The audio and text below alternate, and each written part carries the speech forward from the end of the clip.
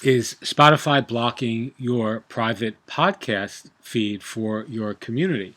Yeah, hey everybody, this is Ian from Mindful Marketplace, and one of the questions that I've gotten from some folks over the last couple of days since I've started sharing some of our private podcasting uh, ideas is what to do with regard to the apps that block, or the podcatchers that block private podcasts. So if you have clients who use Spotify, for an example, and they don't have another app, are they then by default not going to be able to access your members only feed?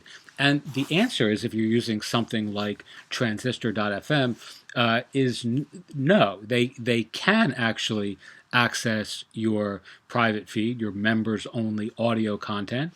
This is, again, for those of you teaching courses or creating premium podcasts for a specific segment of your audience that's not public. And you know this is all very new to me, so I'm not the go-to person for everything podcasting. But one of the things I have learned very quickly is, you have a myriad of different options when it comes to private feeds that are available to you, right? So one of the things that you can do, and I'll show you this really quickly, is using the transistor .fm email sort of update feed. They send an email out like any other automated trigger, like any other email automation trigger would do for you. You can have this done when you create a new podcast, and there's actually an episode landing page with a sequential list of episodes that your members can access. So let's test this really quickly so you can see, other than my blathering about this, what it actually looks like. This is an example of a podcast we're going to listen to online.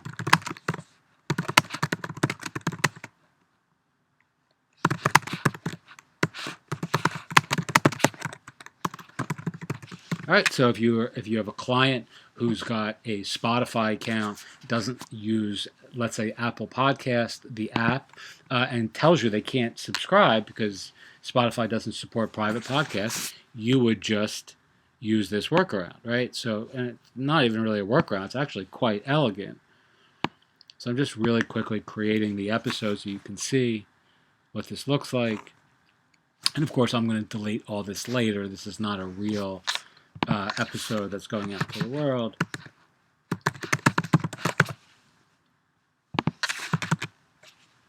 We're going to skip all the other stuff.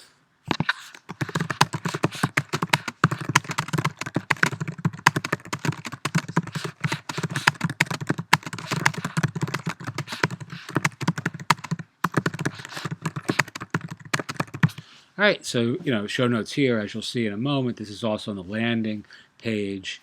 Your email subscribers will see. All right, we're going to send this to our 3 test subscribers.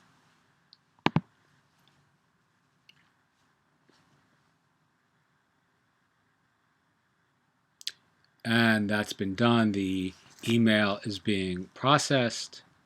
I'm sorry, the audio is being processed. Let's go into our inbox.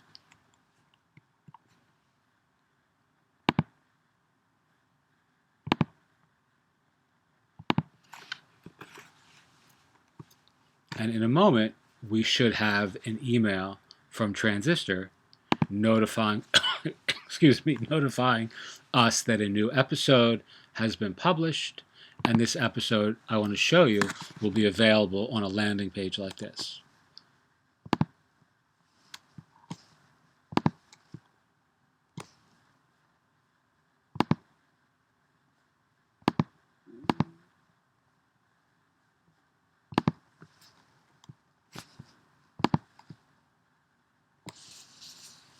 Oh, actually, here it is.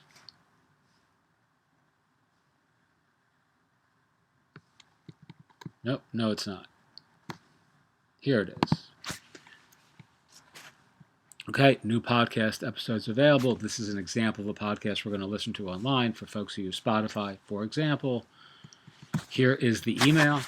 It has a link to a browser page, which we just looked at from a previous walkthrough that I did.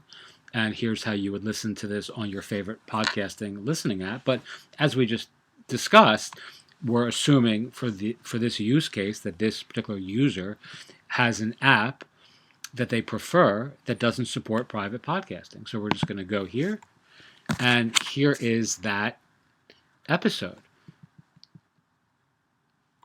The show notes are here, and as you'll see in a moment, this is also on the landing page. This is what I had written, if you recall. The other very cool thing about this is the email, or this landing page, is just for me, right? So it's just for this specific email address. So all your subscribers will get a dedicated landing page, much like this one, with all the episodes, and it's just for them, right? Viewing as mind@hey.com. So, Joe at, joe.com would have his own, and Jane at jane.com would have her own, and, and Jean at gmail.com would have her own.